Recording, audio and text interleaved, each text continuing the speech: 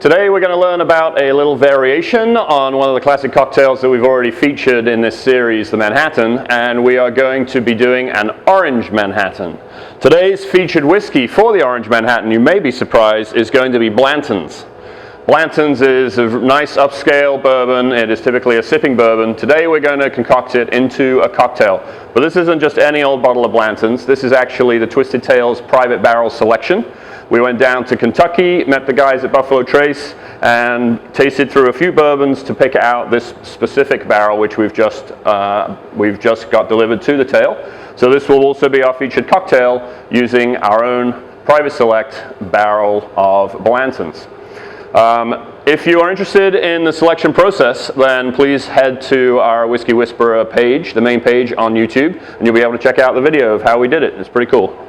So we'll start off then with this cocktail. It is built in the same fashion as our regular Manhattan. This is going to be a stirred drink. So we have our cocktail stirrer glass here. We're going to start by filling that with ice. And introducing the whiskey straight into there. So this is going to be a 2-to-1 Manhattan, which is a traditional ratio from Manhattan to Vermouth. However, when we get to that Vermouth part, we will be splitting it slightly, so just pay attention there. So starting off then with our 2 ounces of bourbon. So in go the Blanton's Private Barrel. Straight over the ice. The ice is starting to melt straight away, doing its job chilling. It's going to make our life easier when we get to the end.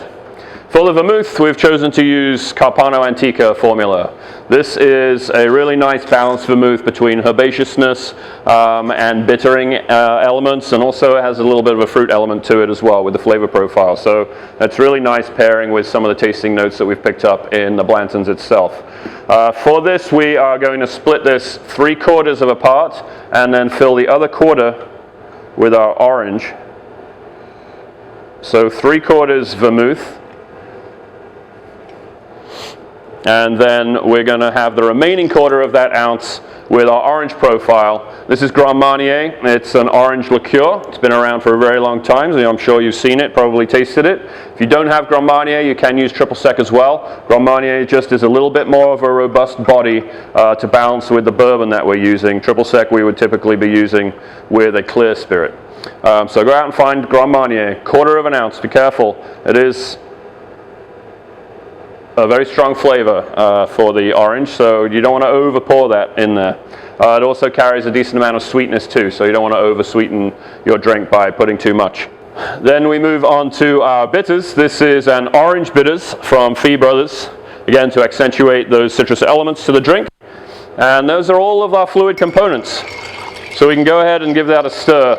Now as you can see, when we've added the liquid, the ice has dropped down below that level. So we're just going to add a little extra ice in here, just to make sure that whilst we're spinning and the level of the liquid rises up at the side of the cocktail glass, that is, it's interacting with ice the entire time.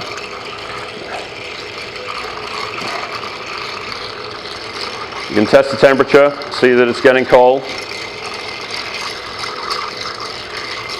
Good rule of thumb though for a stirred drink is about a 20-second stir, as long as you have that ice full. Okay, we have our Manhattan glass, and we are going to strain this straight in there.